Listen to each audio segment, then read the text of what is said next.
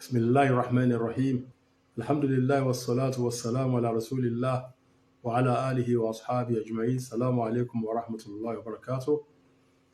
Mo kí ẹ̀yin olùgbọ́ mi alápẹ̀lẹ́ síbi fiqhul muamalat maliyya.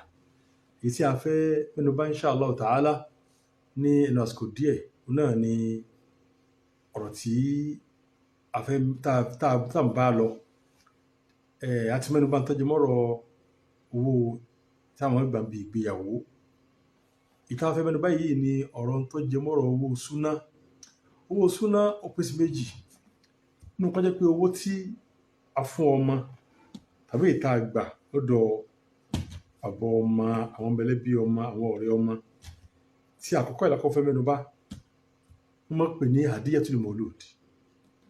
Ẹ̀bùn tá máa ń fún ọmọ tá a bí. Ọmọ wọ́pọ̀ pé níbi ìjọ́ keje tí ń ṣe súná ọmọ. Wọ́n máa ń fún ọmọ lówó. Owó ìta ló ní.